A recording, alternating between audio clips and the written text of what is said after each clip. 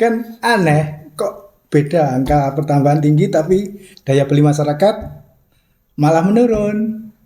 Itu Nah itu artinya kan berarti kan kontradiktif tadi. berarti kan sama tadi kayak Pak An, alhamdulillah itu alhamdulillah nyukup nih gitu ya.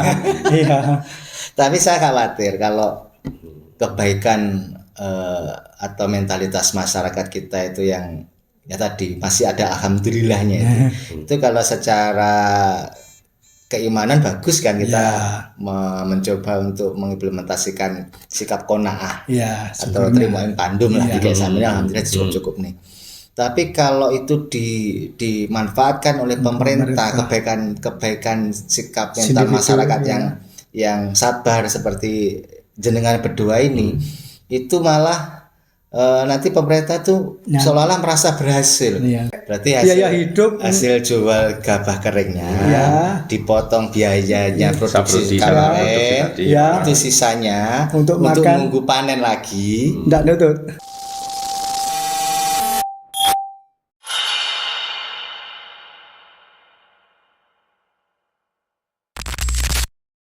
Assalamualaikum warahmatullahi wabarakatuh. Waalaikumsalam warahmatullahi Alhamdulillahirrahmanirrahim. Ketemu lagi ya dengan formasi yang agak nyeleneh hari ini. Ya, tidak ada host andalan ya Pak Wawa berhalangan, ada aktivitas lain. Jadi ini kita mandiri ya.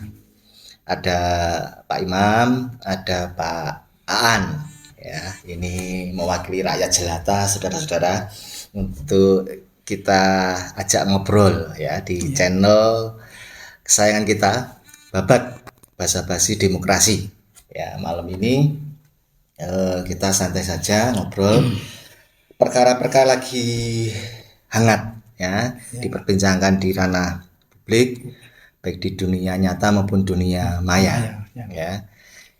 Malam ini kita akan ngobrol soal ekonomi ya. Kalau yang kemarin kita ngobrol ekonomi tapi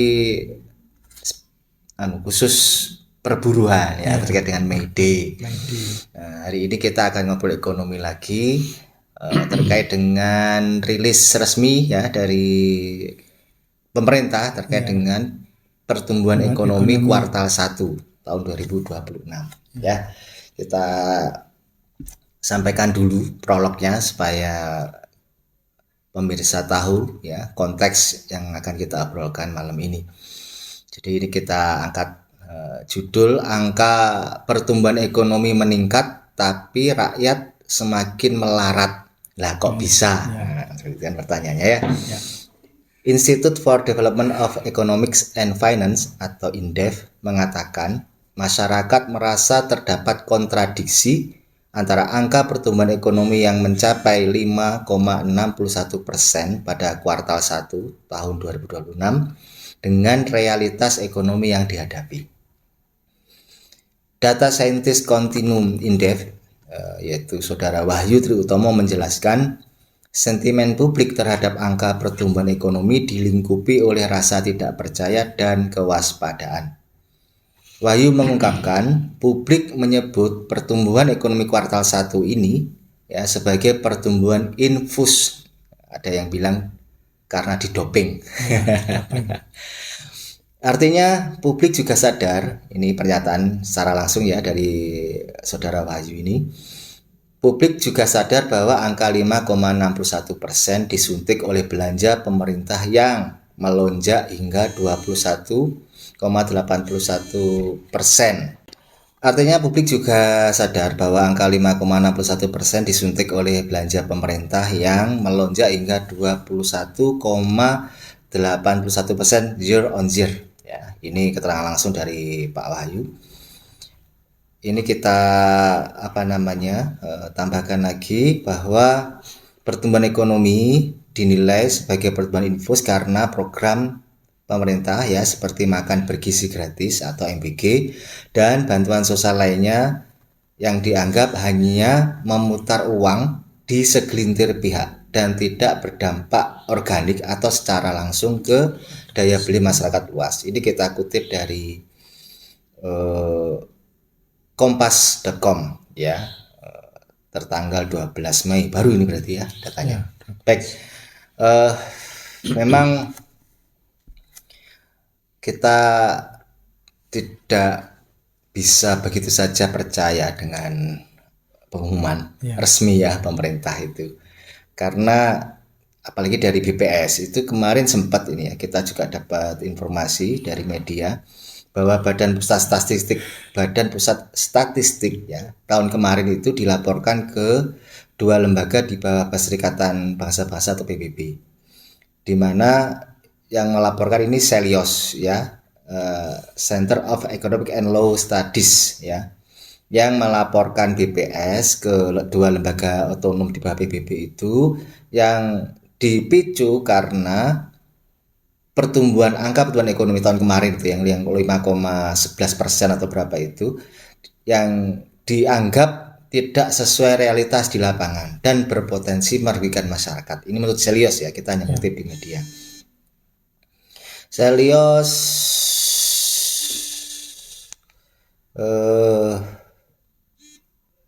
menyebut data statistik yang keliru bisa memicu pengurangan bantuan sosial dan subsidi energi, bahkan memberi tekanan ekonomi lebih besar kepada orang-orang di kelompok ekonomi kelas menengah.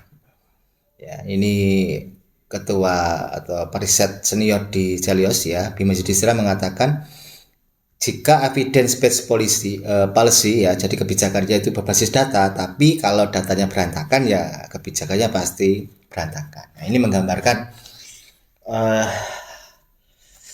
minimnya ya kepercayaan publik ya yang disuarakan oleh Celios ini dan beberapa lembaga analisis ekonomi nasional maupun internasional terhadap kinerja ekonomi pemerintah ya. Dan ini semakin membuat kontroversi ketika angka di kuartal pertama itu dinilai terlalu berlebihan gitu ya, terlalu bombastis 5,61 karena ya di kalangan ekonom yang berada di luar pemerintahan ya, kita sering dengar itu di YouTube atau di kanal-kanal media sosialnya itu yang ini seperti apa istilahnya ya, bahasanya wong Blitar, wong Jawa opo tumon gitu ya. Karena angka pertumbuhan ekonomi yang cukup tinggi itu 5,60 sekian persen itu ndak segaris atau tidak relevan dengan realita di masyarakat yang banyak sekali muncul keluhan. Untuk membuktikan ya, bukan membuktikan ya, untuk meyakinkan apakah betul angka pertumbuhan yang fantastis itu bertolak belakang ya atau kontradiktif dengan kenyataan ekonomi masyarakat ya di tengah-tengah kita. Nah, ini kita kehadiran Pak An ini adalah ABK, anak buah kandang. Ya, beliau bekerja di sebuah kandang ayam yang hari ini dihajar dengan harga di pasaran itu yang jatuh ya. Harga di kandang bukan di pasaran tetap lumayan tinggi, tapi kalau di kandang harganya jatuh ya. Dan Pak Imam ini seorang petani, bukan berhutani ya, petani karena beliau punya lahan sendiri meskipun tidak sampai sehektar Pak ya, tapi itu lahan sendiri. Ya, apakah dengan profesi sebagai pekerja di kandang maupun petani kecil itu sepakat dengan angka pertumbuhan ekonomi yang 5,61. Cuman ini bahasa gampangnya ya. Apa itu pertumbuhan ekonomi ya? Pertumbuhan ekonomi kalau buat masyarakat kita tuh ya kekayaannya nambah. Yang namanya orang kerja itu cara orang kerja gajinya tambah, penghasilannya tambah. Ya, kalau orang mandiri bertani ya hasil panennya itu lebih banyak dari tahun sebelumnya. Kalau yang di kandang ya mungkin karena produksi kandangnya bagus, harga jualnya bagus sehingga anak buah kandangnya juga dapat gaji atau bonus yang bagus sehingga tumbuh ekonominya. Artinya kalau misal sebelumnya gajinya 2 juta atau pendapatnya 2 juta, berarti ketika dikatakan tumbuh 5% ya itu berarti gajinya ada tambahan 2.100.000 ya kan? Itu Pak ya, itu bahasa bayinya begitu. Nah, apakah betul klaim pemerintah yang mengatakan Indonesia ekonominya tumbuh 5,61% di kuartal pertama, artinya 4 bulan pertama tahun 2026, Januari sampai April, ya, itu linear, sejalan dengan kenyataan di lapangan. Kita ke Pak An dulu. Gimana Pak? Ekonominya naik apa turun Pak?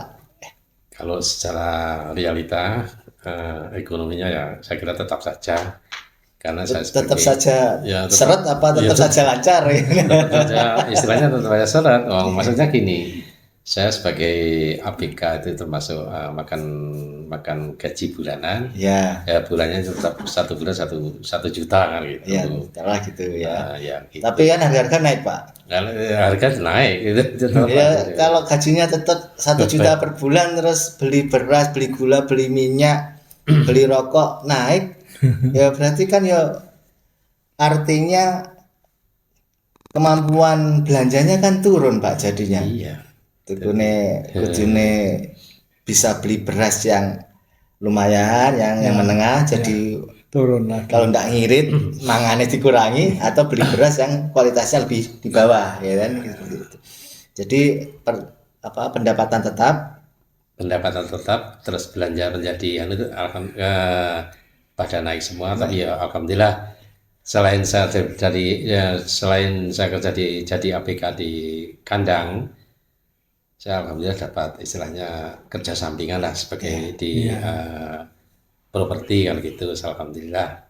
Ya ini alhamdulillah ini bukan alhamdulillah cukup lah ya. Ini alhamdulillah ini alhamdulillah itu cukup nih. Ya, jadi gitu. nanti saya khawatir nanti pemerintah lo itu lo cukup. Mungkin cukup nih Pak gitu ya. Lek ceker-ceker dewi enggak cukup gitu ya, enggak cukup. Apalagi anaknya banyak ini Pak ini. Ya. Tidak usah disebutkan banyak gitu ya. Nah ini dari kalangan petani cocok enggak Pak ini pertumbuhan ekonomi yang meningkat katanya Pak Purbaya ini? Kalau dari sisi petani ya, kalau angka-angka panen terakhir kapan? Panen terakhir bulan kemarin, Maret. Bulan Maret. Ya. Bagus hasil jual gabahnya. Hasil jual gabah ya tetap enggak masih tetap seperti dari panen tahun sebelumnya. yang lalu. Ya, tahun yang lalu. Berapa harga? 750 garing per kintal. 750.000 per kintal. Ya, garing. Sudah kering. gabah kering ya. ya. Kering. Oke. Jadi, terus kalau menurut saya ya tetap saja seperti yang tahun-tahun dulu. Selisihnya antara biaya tanam sama produksi. Beli pupuknya, beli obatnya, upah kerja. Itu nutup enggak Pak? Kalau 750.000 gabah kering. Nutupnya yang nggak banyak. Jadi dikembalikan lagi Untuk nanam lagi. Nanti sisanya untuk nunggu aja nggak nutut kadang. Sisanya kan dipotong untuk nanam lagi. Kan itu untungnya berarti ya. Itu dipakai berarti biaya hidup, hasil jual gabah keringnya dipotong biayanya produksi kemarin, itu sisanya untuk nunggu panen lagi, nggak nutut, dipakai kebutuhan sehari-hari sambil nunggu panen berikutnya. Itu nggak nutut Pak? Iya, ngekres. Berarti ada kerja sampingan juga. Ya harus ada. Kalau nggak ada ya berarti nutut, ya. Alhamdulillah masih ada kerja sampingan. Ya harusnya ada ya, meskipun sekarang ya nggak mesti juga ya. Kalau petani ya seperti tadi ya, biasa, tentunya nggak ada peningkatan. Tapi dari sisi lain yang kalau jual beli yang lain ya, misalnya saya banyak menemui orang itu katanya semakin kesini semakin sulit jualan itu. Contoh jualan apa Pak? Yang sulit? Ya seperti yang tetap itu.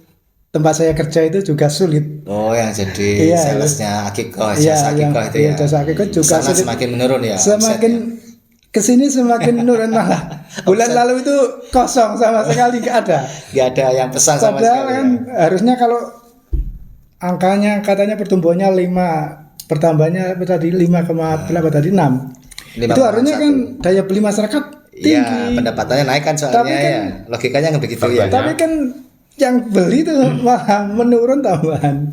Kan aneh, kok beda angka pertambahan tinggi tapi daya beli masyarakat malah menurun. Itu Nah, artinya berarti kan kontradiktif tadi. Berarti kan sama tadi kayak Pak An, alhamdulillah nyukup nih. Iya.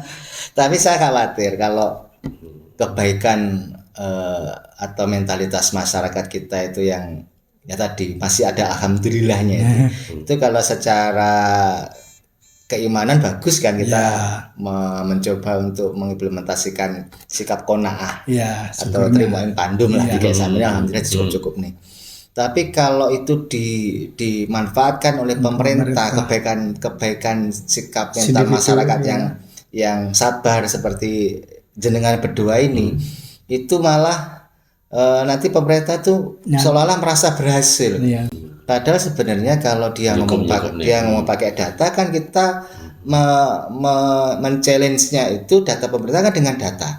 Dan makanya kan tadi kita sampaikan di depan Indef maupun Selios itu sering mengkritisi bahwa data-data yang dirilis oleh pemerintah itu kok bertolak belakang dengan data-data indikator ekonomi yang seharusnya itu linier Pak. Artinya kalau misalkan data manufaktur meningkat berarti pertumbuhan ekonomi meningkat.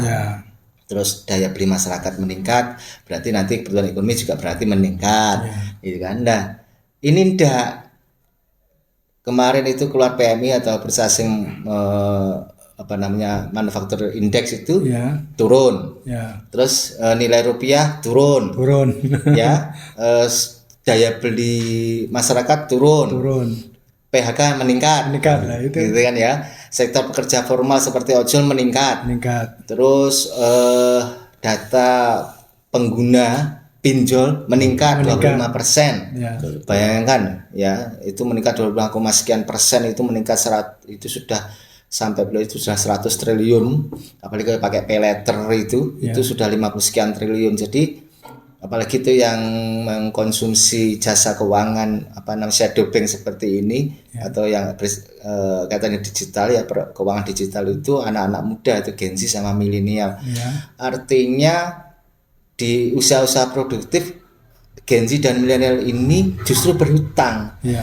Gitu loh, justru berhutang. Entah hutangnya untuk apa ya, tapi yang jelas karena itu menunjukkan peningkatan berarti kan di balik logikanya pendapatan mereka turun. Kalau nggak turun kan nggak usah hutang. Nggak usah hutang, kan? Cukup berarti.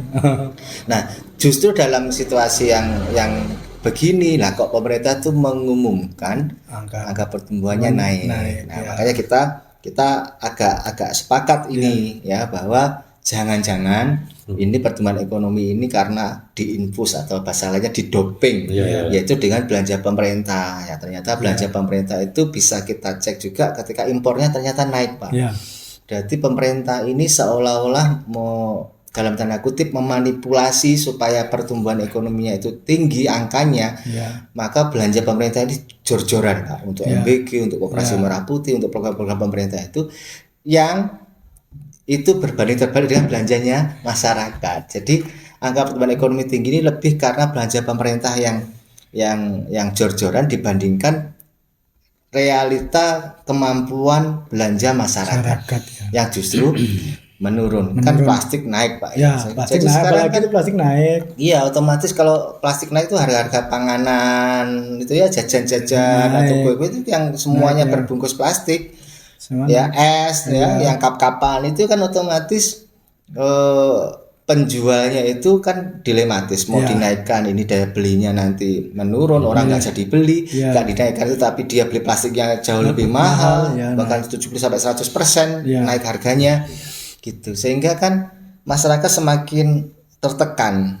Dia punya uang tapi dia tahu bahwa uangnya itu tidak akan cukup kalau dia harus belanja seperti sebelum-sebelumnya karena harga-harganya naik. Kemarin Mede itu katanya dijanjikan naiknya upah, tapi naiknya upah itu jeglek kita udah bahas kemarin, nggak sepadan dengan naiknya harga kebutuhan gitu. Jadi makanya kita kan sampai pada kenyataan bahwa sistem hari ini, perekonomian hari ini yang dijalankan oleh pemerintah itu kita duga kuat itu ada masalah. Ya. Ya. Kenapa? Kalau nggak ada masalah, ya tidak akan terjadi fakta bahwa masyarakat daya belinya menurun. Bahkan ada kontradiksi antara data yang dirilis oleh pemerintah dengan pengamatan dari para ekonom. Ya kita nggak ngerti Pak ya, angka itu kan rumus-rumus kita nggak ngerti, kita hanya baca. Fakta. Tapi kan para ekonom kita ini tadi yang di pemerintah itu kan mereka beda data juga, mereka punya perhitungan, punya kalkulasi yang istilahnya bisa dipertanggungjawabkan lah secara ilmiah. Ya, jadi akhirnya kita akan dihadapkan pada suatu pilihan, apakah lebih percaya kepada pemerintah atau percaya pada realita. Nah, realitanya kita aja kesulitan gitu ya gitu. Maka kan kita nanti akan sampai pada pertanyaan seperti ini misalkan Pak. Ya, apakah angka pertumbuhan ekonomi selalu relevan dengan realita kesejahteraan rakyat gitu ya pertanyaan itu. Kalau menurut Pak An, angka itu relevan enggak, atau maksudnya sesuai? Ya, menggambarkan enggak? Kalau misalnya pemerintah pertumbuhan kita sekian, apakah sesuai dengan kenyataan pada masyarakat? Kalau pengakuan Pak An tadi kan belum. Tidak sesuai dengan realita. Ya kudunya kan tambah sugih kita ya. Harusnya kita lebih mampu belanja lagi. Angka pertumbuhannya tinggi kok kenyataannya. Ya, kalau kemarin kita mampunya beli beras yang sekilo 14.000. Kalau dikatakan kemampuan ekonominya meningkat, berarti kita bisa beli yang harga 17.000 ya kan, yang lebih putih, lebih wangi gitu ya, lebih bergizi gitu. Atau kalau kita sebelumnya liburannya itu mungkin setahun sekali ya, kan liburan itu juga penting ya untuk healing itu. Mungkin karena kita pertumbuhan ekonominya naik, artinya masyarakat semakin bagus ya, kemampuannya untuk konsumsi belanja, kita mungkin liburnya jadi 2-3 kali setahun, jadi lebih rileks, tidak gampang stres dan seterusnya. Tapi faktanya kan enggak ya. Jadi memang begini Pak An, Pak Imam, angka ini penting sebagai indikator ya. Kan kita kalau mau menghitung sesuatu kan butuh angka. Angka. Cuman angka ini kan netral sebenarnya. Gitu. Angka ini kan hanya hitungan berdasarkan rumus. Ya, rumus yang memang sudah teruji secara ilmiah. Permasalahannya bukan pada angkanya sebenarnya. Permasalahan daripada yang masukkan angka. Masukkan angka yang mana yang nggak sesuai. Kan gitu.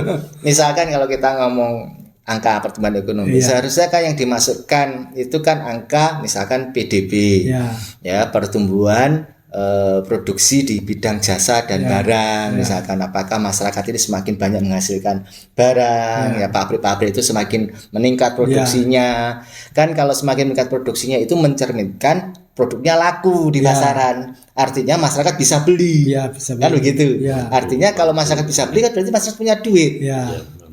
Ya kan? Di sisi lain, kemudian masyarakat yang punya duit itu belinya benar-benar beli pakai uang, enggak pakai utang gitu loh, pakai gaji dia. Gitu loh. Artinya kalau dia beli tanpa hutang, berarti kan dia punya penghasilan yang baik. Mungkin gajinya naik gitu ya, karena ada kenaikan setiap tahun dari kantornya, atau kalau dia wira swasta jualannya omsetnya naik, profitnya naik karena semakin banyak orang beli gitu ya. Sehingga dia mau beli barang A, beli elektronik, beli HP, ya beli motor baru atau bahkan mobil baru, itu karena memang dia punya uang gitu loh. Kalaupun dia kredit, dia mampu bayar kreditnya. Sementara kalau kita lihat datanya bahwa tadi pinjolnya naik, orang pinjol itu kan karena dia nyari cepatnya, Pak. Butuh. Di sisi lain, data juga menunjukkan bahwa angka potensi kredit macetnya itu naik sekitar 4% sekian.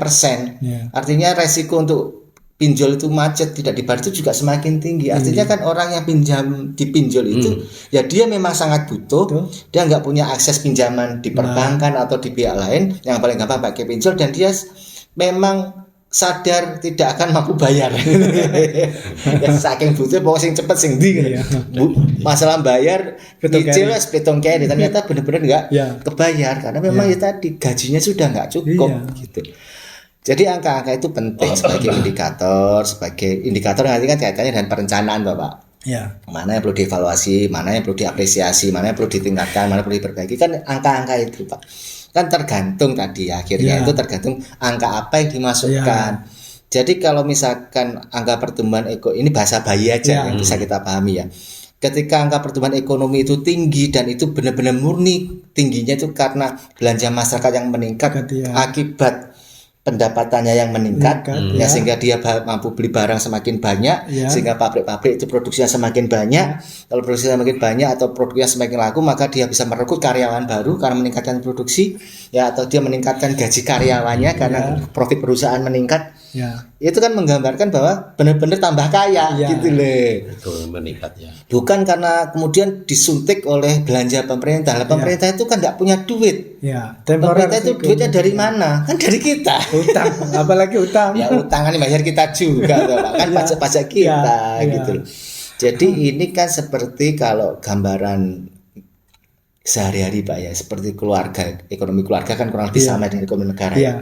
Ini sudah bapaknya itu penghasilannya kurang, ya, kebutuhannya naik, akhirnya dia tutupi dengan hutang. Padahal gajinya aja udah kurang untuk sehari-hari. Kalau dia hutang, apalagi hutangnya kerentenir, pakai bunga, ya, yang bunganya tinggi, gitu. Terus pasti nanti akan pada satu titik dia sudah nggak bisa bayar hutang, bahkan bayar bunganya sudah nggak bisa, bayar pokoknya nggak bisa.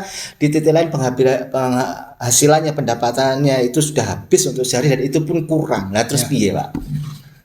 Arti utangnya sudah iso, tapi kalau nggak utang nggak cukup. Kan akhirnya kan langkah yang paling dramatis itu kan biasanya makan 3 kali sehari kan jadi 2 atau bahkan 1 kali sehari. Bisa jadi anaknya nggak lanjut sekolah, nggak lanjut kuliah, ya, bisa jadi tidak perlu healing-healingan, ya, nggak bisa beli buku untuk menambah literasi, ya, akhirnya akan melarat, tambah bodoh, tambah stres, ya.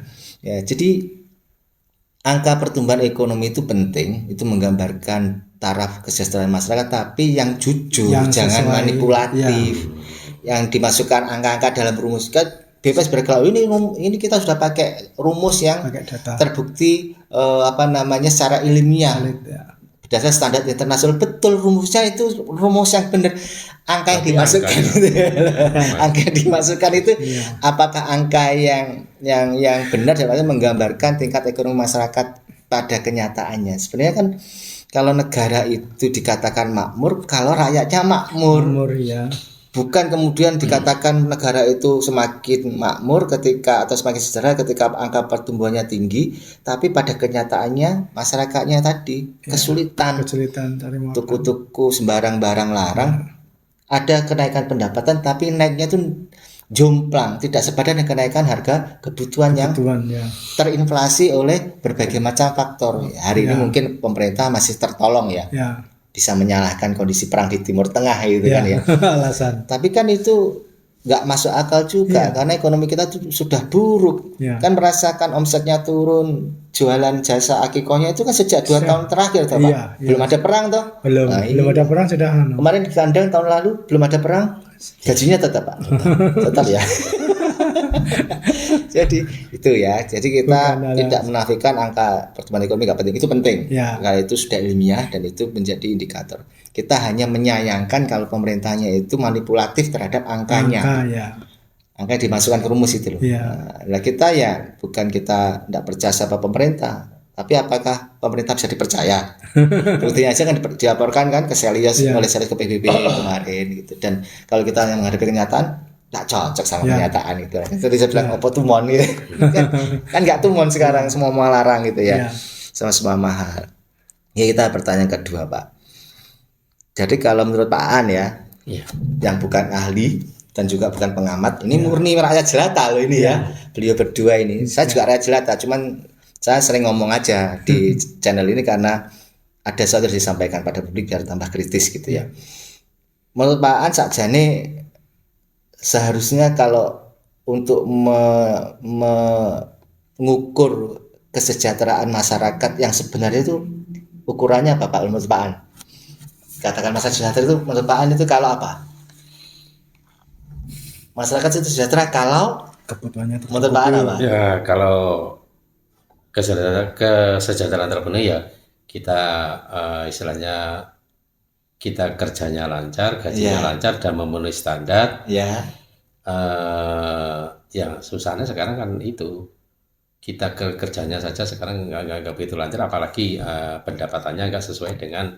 Jadi sudah dikatakan tadi kan walaupun gaji sekian, tetapi harga-harga istilahnya harga bahan-bahan pokok semakin mahal. Ya, jadi seperti seorang kepala rumah tangga ya Pak An ini yang kerja di kandang, ya mungkin dengan job desk tertentu hanya digaji kurang lebih 1 juta per bulan, ya itu kalau tidak dicarikan tambahan sampingan, ya itu tentu sangat tidak memadai. Itu pun hari ini kondisi peternakan kita lagi sulit, ya. Artinya kalau peternaknya itu kesulitan menjual telurnya atau ayamnya ke pasar, otomatis kan pengaruhnya langsung nanti ke pegawai. Bisa jadi diliburkan atau mungkin masuknya itu dipotong, gitu ya. Biasanya masuk setiap hari jadi masuk 2 hari sekali, yang otomatis gajinya juga dipotong kan tambah. Jadi menurut Pak An itu kesejahteraan masyarakat itu seharusnya diukur dari kemampuan dia dalam memenuhi kebutuhannya sehari-hari. Artinya ya lapangan pekerjaannya harus ada. Kalaupun ada juga harus lancar. Kalaupun ada dan lancar lapangan pekerjaannya, gajinya harus memadai. Sehingga dengan gaji yang memadai itu bisa memenuhi kebutuhan sehari-hari dengan layak. Yes, minimal dengan layak lah. Tidak perlu yang mewah, tidak perlu yang penting isu sarapan pecel, awan isu sarapan lodeh, bengi rada anget-anget mangan soto pas goreng kan gitu aja Pak ya.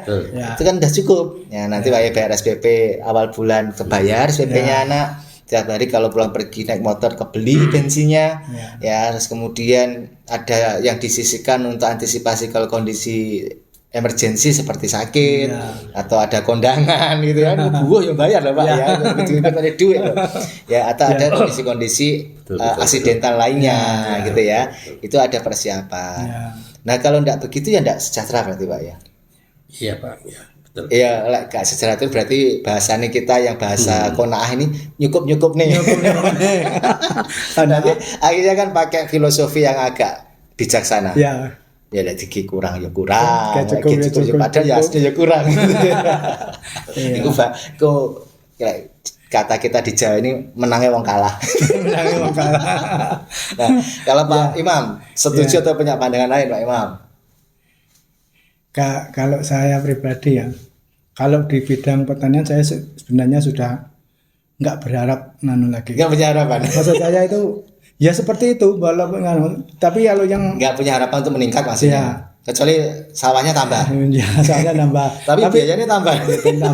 Terus yang maksud saya itu kalau kerja sampingannya itu loh, yang sekarang itu apa itu ya, seperti tidak ada hidup nggak mau mati. Ya, mati dapat hidup segan. Mati segan hidup tak mau. Ya. Dan harapannya di itu sampingan itu untuk nambah kebutuhannya kan itu yang bisa menutup kebutuhan sehari-hari.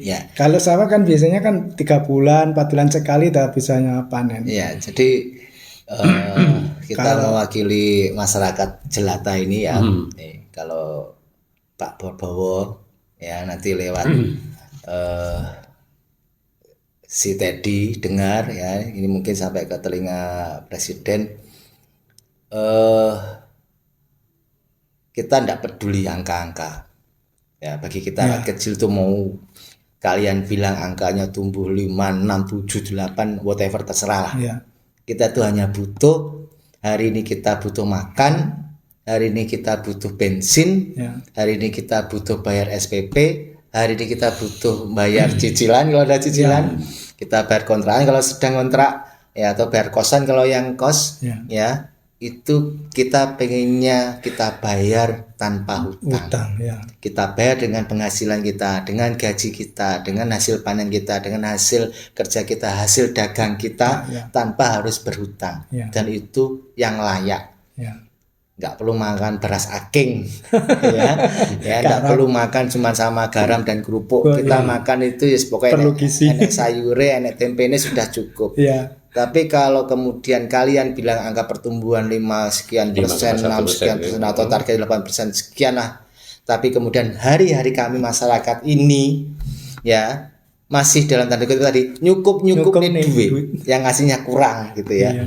Itu berarti angka-angka itu angka-angka omong kosong atau bohong. Seperti yang kalian omongkan sering itu angka omong ya. Itu yang pertanyaan kedua.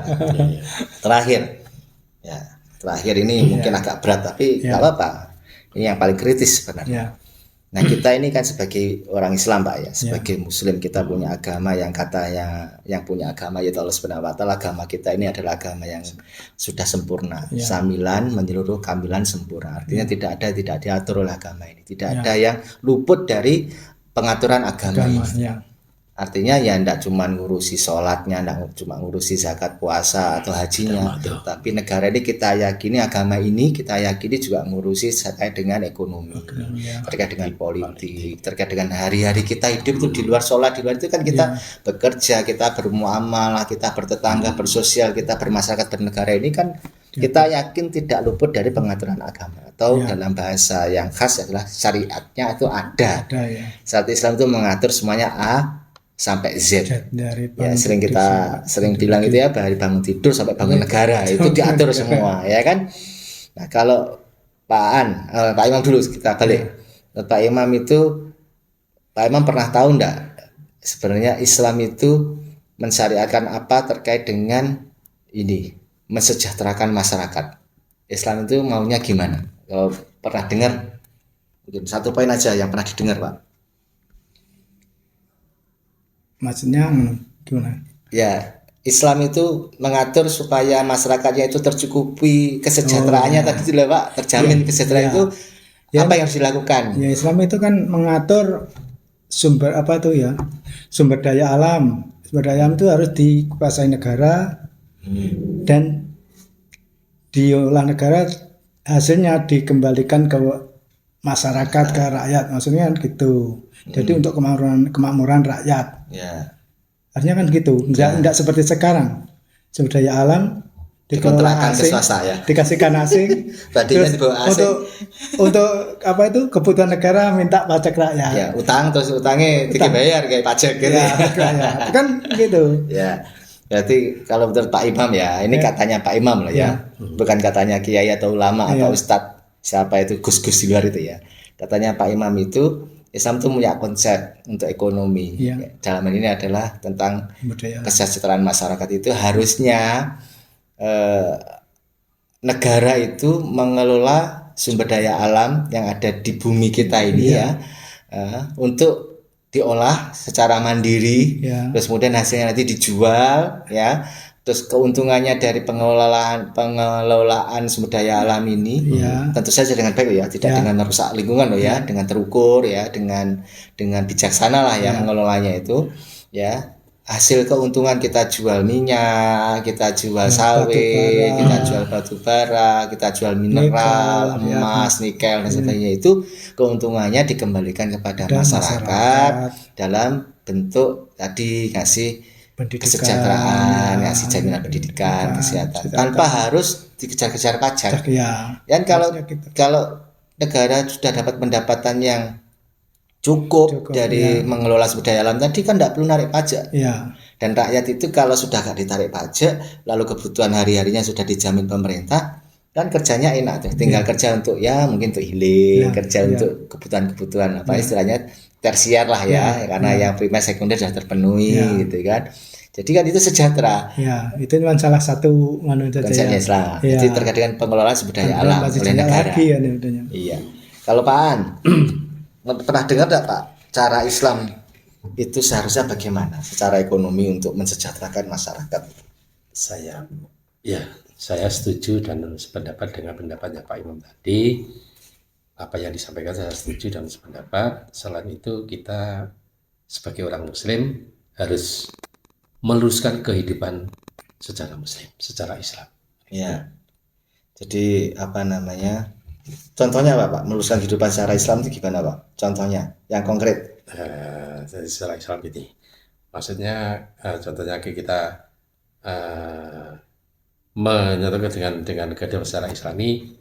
Ya kita sebagai orang Muslim ya, satu, kita pernah dengar di sana ya sebenarnya masalah riba itu kan ya ada gitu, contoh kecil dari riba.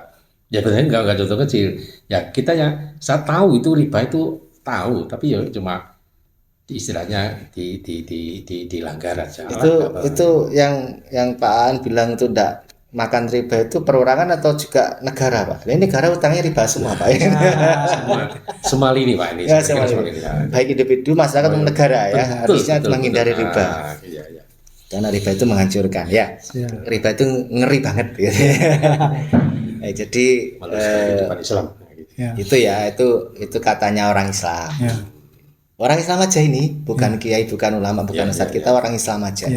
Yang kita baca, kita belajar bahwa ternyata Islam itu punya cara kok untuk mensejahterakan umat masyarakat itu punya cara. Jadi salah satunya disampaikan Pak Imam itu betul sekali, karena ada hadis yang cukup kita sering dengar itu ya, bahwa an-nasu syuraka fi salas itu ya, manusia atau dari dalam teks adalah orang-orang beriman ya, mukminun itu berserikat dalam 3 hal, yaitu padang gembalaan atau padang rumput ya, air dan api atau energi. Ini adalah milik umum. Artinya kalau kita implementasikan hari ini itu ya, kalau kita lihat tadi semua kekayaan alam ya, sumber daya alam baik ada di atas bumi seperti hutan, sungai ya, atau bawah berbumi seperti barang tambang, mineral, minyak, batu bara dan sebagainya. Ya, di atas bumi ya hutan, perkebunan gitu ya. Kemudian yang di dalam laut ya, sumber hayati laut itu ya, ikan dan sebagainya, termasuk mutiara ya, termasuk terumbu karang, semua yang menjadi kekayaan di dalam laut dan di dalam bumi dan di atas bumi, bahkan di udara. Kan frekuensi ini kan dijual, Pak. Kita beli kuotanya, beli frekuensi kan sebenarnya. Gitu ya. Internet itu kan makan frekuensi, kita harus beli kan.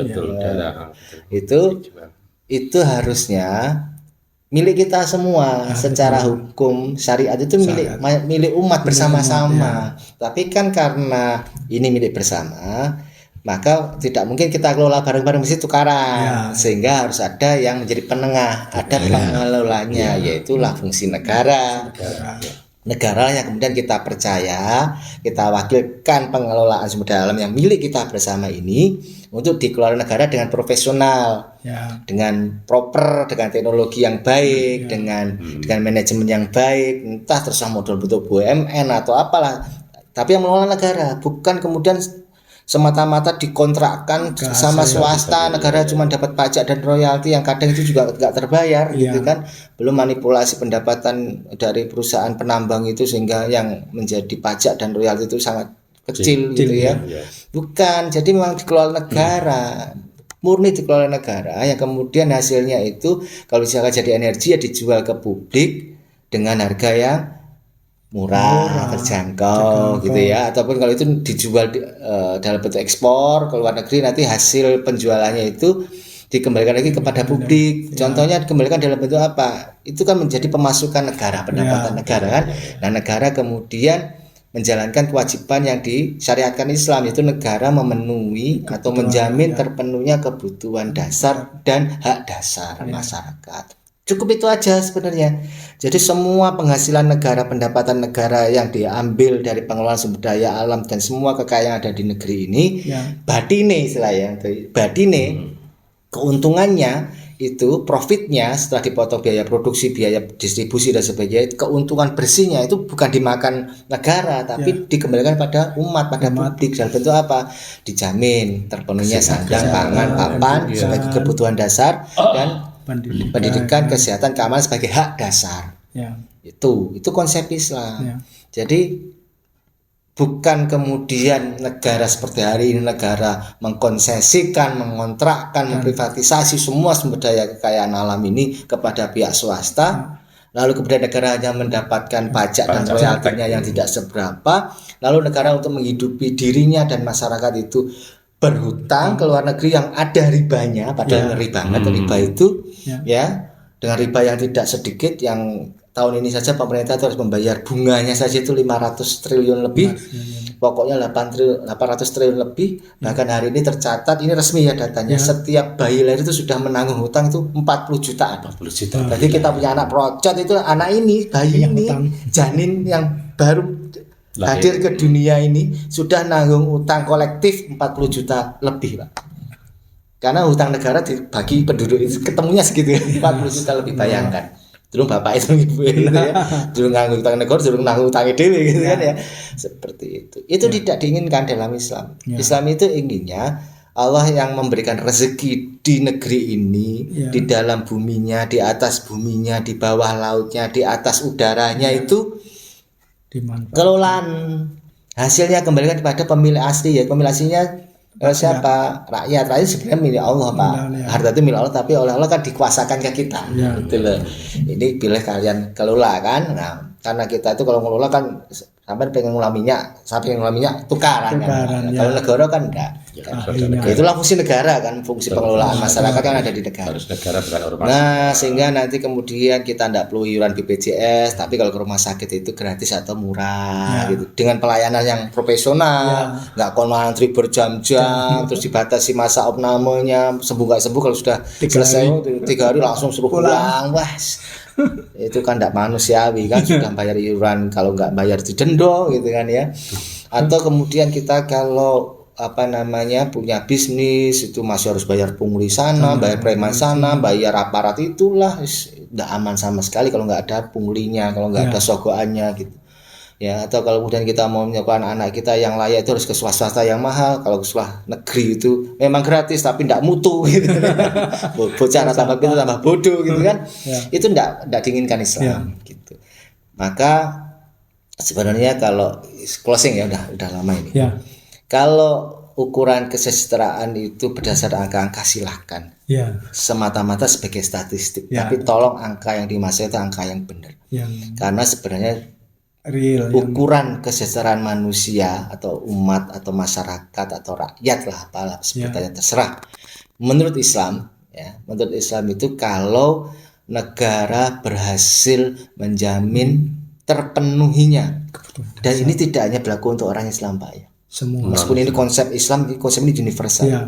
Ya berlaku universal. Artinya negara menjamin siapapun warga negaranya, mau muslim mau bukan muslim, mau tua mau muda, anak orang tua, laki-laki perempuan ya, tapi jangan LGBT ya, haram, najis LGBT itu ya. Pokoknya yang wajar-wajar aja. Semua rakyat itu mau agamanya apa saja, mau usia berapa saja, negara itu wajib menjamin terpenuhinya satu kebutuhan dasar, sandang, pangan, papan, terpenuhi dengan layak, dengan proper, dengan terjangkau lah minimal. Sekarang kan tekstil bangkrut semua Pak, karena negara abai terhadap industri tekstil, manufaktur tekstil luar biasa banyak PHK di kasihan. Sandang, pangan, papan terpenuhi dengan layak, dengan layak, dengan proper, dengan kalau bisa gratis, kalau nggak bisa gratis yang terjangkau, yang mampu dibeli oleh masyarakat secara umum, dan yang kedua adalah hak dasar. Dia harus mendapatkan jaminan pelayanan kesehatan yang baik, yang profesional, yang tanpa harus iuran mandiri seperti BPJS, atau harus beli asuransi yang mahal-mahal itu, enggak, harus dijamin oleh pemerintah. Yang kedua pendidikan yang berkualitas, karena anak-anak ini adalah pemimpin masa depan. Anak-anak ini akan melanjutkan roda perputaran negara ini. Anak-anak ini yang menjadi tulang tumpu generasi. Kalau anak-anak ini tidak dapat pendidikan dengan kurikulum yang memperkuat ketakwaannya, imannya, meningkatkan skill life-nya, meningkatkan skill bekerjanya, life skill menghadapi kehidupan, itu ini anak-anak menjadi generasi lemes, bukan generasi emas tapi generasi cemas. Lemas gitu ya, letoy gitu ya. Ini bayangkan kalau anak-anak kita itu letoy, wah nanti angka bunuh diri tinggi, nggak iso ngaji, nggak iso sholat, alas. Kita tidak menginginkan itu. Islam menginginkan anak-anak yang cerdas, anak-anak yang tangkas, yang sehat, bugar, tapi yang paling penting anak-anak yang beriman dan bertakwa lewat kurikulum yang sesuai dengan standar syariat Islam.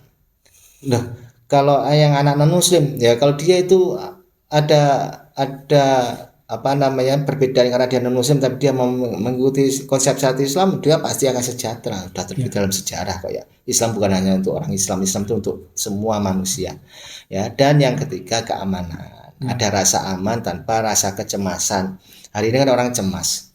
Karena yang memegang keamanan justru mereka yang paling tidak aman. Urusan mending gak ke polisi kan. Urusan polisi tambah ruwet ya, tambah ngentek-ngenteki gitu kan. Sekarang kan gitu. Pandangan masyarakat di bawah itu penting urus dhewe, damai-damai dhewe, rasa ngatur-ngaturne keamanan, malah entek ki menengen gitu. Kelangan wedhus paling adol sapi kan gitu kan. Kelangan motor adol mobil gitu.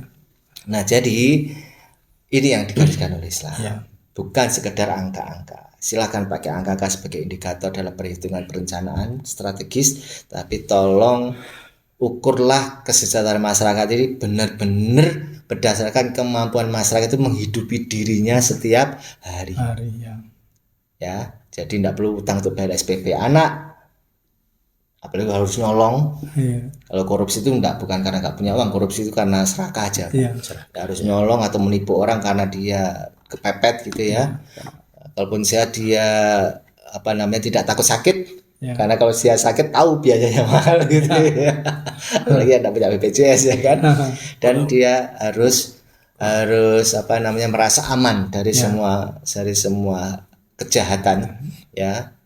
Jadi itu ukuran kesejahteraan masyarakat yang sebenarnya. Masalah angka-angka terserahlah, itu urusan para analis ekonom. Kita itu butuhnya sesuk iso mangan, sesuk panggah mlebu kerja gak dipecat. Bayaran utuh lah iso ditambahi Pak ya. Yang bertani harga pupuk semakin murah, terjangkau ya, sehingga margin antara jual gabah dan produksinya itu semakin bagus ya, bisa untuk nanam lagi dan itu bisa bertahan selama belum panen, itu maka jadi cukup, tidak perlu tambah-tambah terkait penggawaian sampingan gitu Pak ya. Kalau penggawaian sampingan ya penggawaian sampingan itu cukup hanya untuk mungkin mengisi waktu ya, mungkin pengen nambah kaji ya, mungkin bukan kemudian karena terpaksa harus bekerja tambahan karena hasil dari pekerjaan utama tidak cukup. Itu berarti memang ekonominya tidak sejahtera.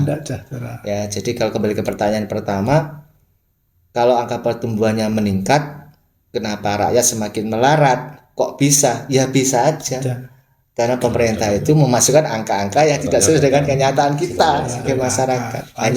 Hanya pengen kelihatannya kinerja ekonominya bagus sehingga investor percaya, tapi investor kan nggak goblok. Investor itu kan juga melihat fakta bahwa masyarakat sedang kesulitan. Tidak dari naiknya harga melemahnya rupiah, naiknya harga kebutuhan, turunnya indeks manufaktur, banyaknya PHK itu sudah kelihatan masyarakat sedang kesulitan. Jadi pemerintah percuma mau ngomong apa aja, percuma, kita tidak percaya. Memang kenyataannya begitu. Ya apa tumon gitu ya.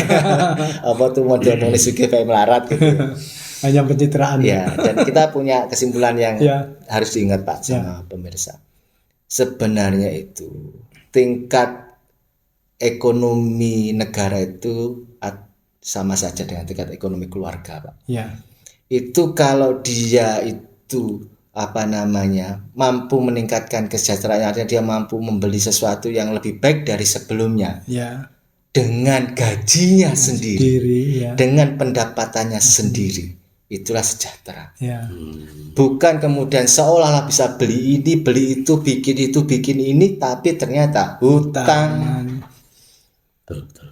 Giopo terusan kan? Yang namanya sugih itu memang dia punya pendapatan yang lebih dari cukup atau minimal cukup untuk memenuhi kebutuhannya gitu loh. Dan murni itu pendapatan, bukan utang. Pendapatan itu berarti hasil dari kerja, hasil dari tani, hasil dari dagang gitu loh. Ya, itu bukan dari utang Pak pemerintah. Sampai kita jor-joran tapi utang ya percuma. Percuma. Ya, yang bayar kayak sang bayar, rakyatnya dikorbankan nanti ya. Oke. Ya mungkin tidak terlalu mendalam, tapi ya itulah yang kita obrolkan malam ini dan menggambarkan kegelisahan batin dan pikiran kita terhadap situasi yang tidak mengenakan ini ya sebenarnya. Ya, dan sebenarnya juga mencemaskan ya. Ini karena tanda-tanda tekanan ekonomi tidak semakin lemah semakin kuat ini kalau kita baca-baca Pak ya. Mudah-mudahan Allah kasih yang terbaik, tapi kita harus tetap kritis ya kepada penguasa karena mereka lah yang kemudian bertanggung jawab memelihara kita. Baik, tetap ikuti channel kita, obrolan kita berikutnya. Pekan depan dengan topik yang hangat dan lebih menarik lagi.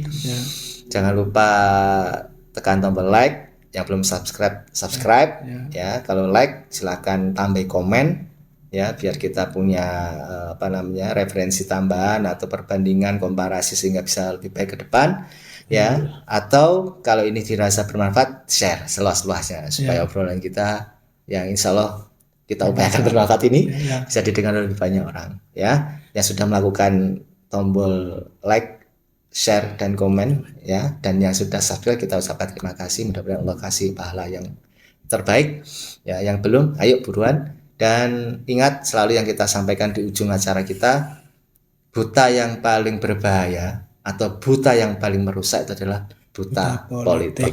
Sampai jumpa di kesempatan berikutnya. Assalamualaikum warahmatullahi wabarakatuh.